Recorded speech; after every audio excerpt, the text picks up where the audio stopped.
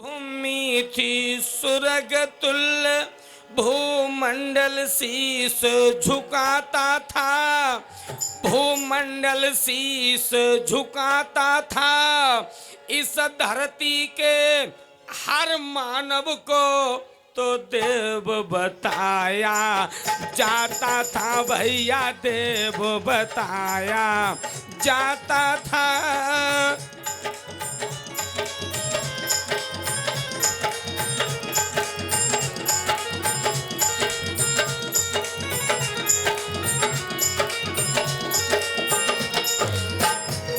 देव भैया बताया कोई समय था जो इस देश के प्रत्येक नागरिक को, नर और नारी को देवी कहते थे। कौन? विदेशी। और पुरुषों को देवता कहते थे। क्यों?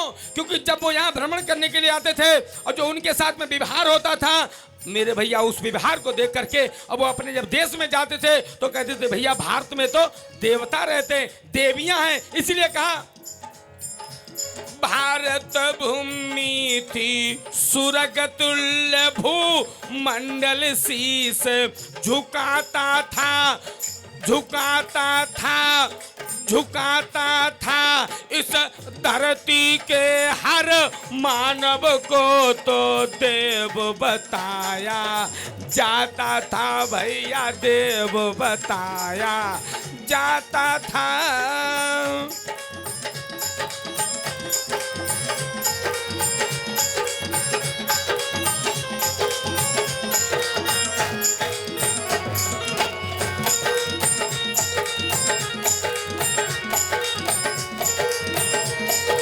दशा कब से बिगड़ गई? वेदों की विद्या छूट गई और तब से इसका हास हुआ। तब से इसका इतिहास हुआ। चहूं और फैल पा खंड गया रे, चहूं और फैल पा खंड गया और धर्म कर्म का नाश हुआ भैया, धर्म कर्म का नाश हुआ।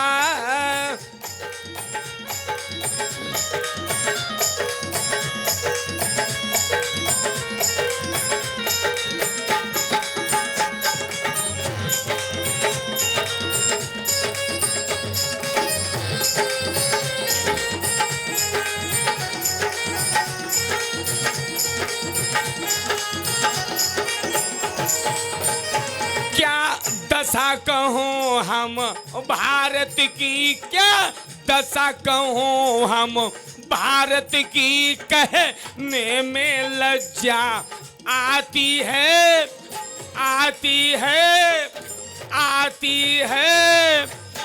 क्या गाँव पिटरियाई ग्राम में, क्या गाँव हम तो सभा बीच गाते छाती थर राती है, गाते छाती थर राती है।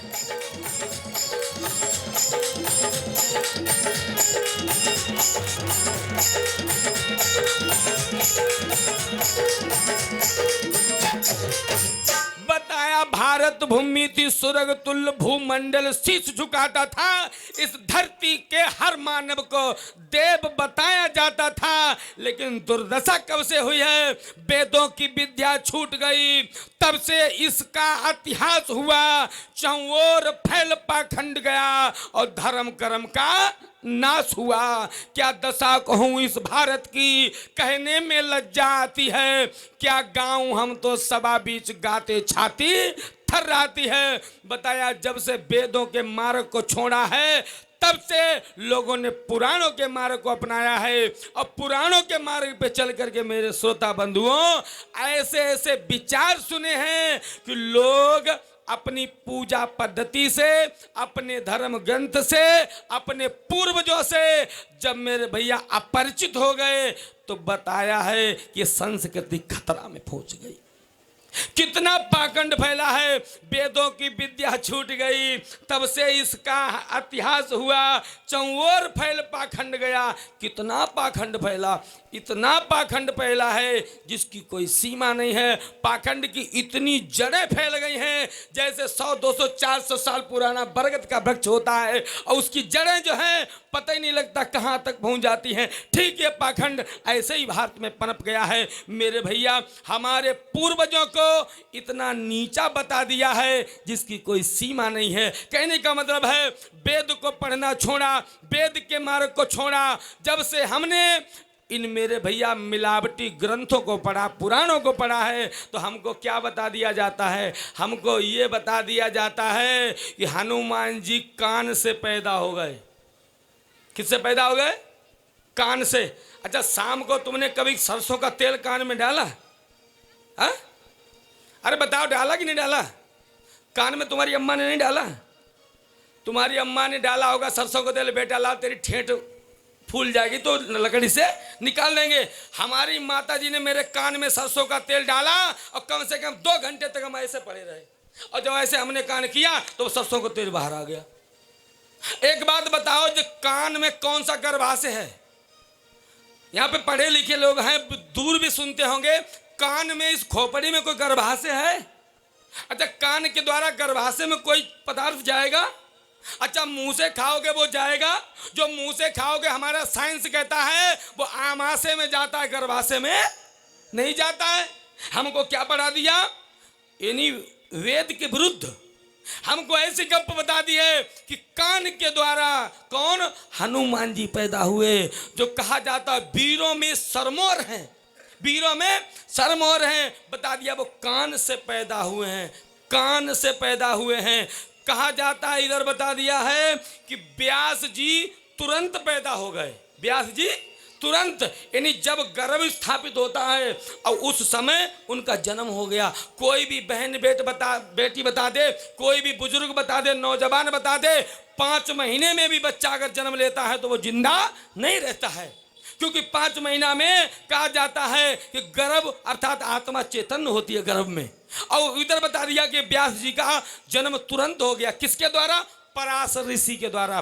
पराशर ऋषि ने मच्छोदरी के साथ भोग किया। मच्छोदरी चीखने लगी, है महात्मा तुमने हमारे साथ में गलत किया है, अरे मैं कुंवारी हूं, तुमने पाप किया है, ये पाप लेकर के मैं कहां जाऊंगी? तो पुराण में क्या पढ़ा दिया? उसी समय पराशर ऋषि ने ऐसा मंत्र मारा, तुरंत बच्चा पैदा हो गया।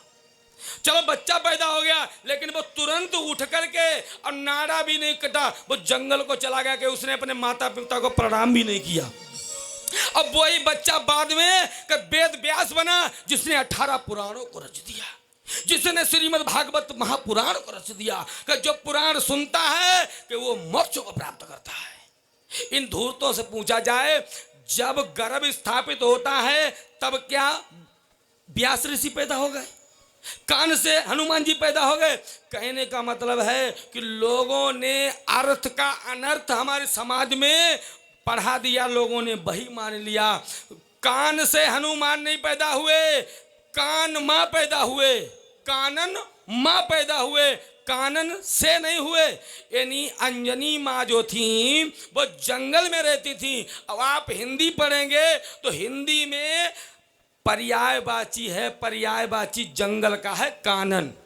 तो वो कानन माँ पैदा हुए थे, कौन? हनुमान जी। और कहा जाता है कि वो केसरी नहीं तो केसरी नाम का राजा था। कहने का मतलब है जंगल में पहले जो आश्रम चला करते थे वो जंगलों में हुआ करते थे, और जहाँ पर अंजनी माँ रहती थी, जिस आश्रम में, जिस गुरुकुल में, वहाँ पर एक राजा का आना जाना था जिसका नाम केसरी था। उसके द्वारा उसके संपर्क में आकर के और बताया जब गर्भ होता है तो कानन माँ हनुमान का जन्म होता है, कानन से जन्म नहीं होता है। लोगों ने उल्टा पढ़ा दिया। कैसा पढ़ा दिया? 2 शब्द सुनिए, इसीलिए कहा है वेदों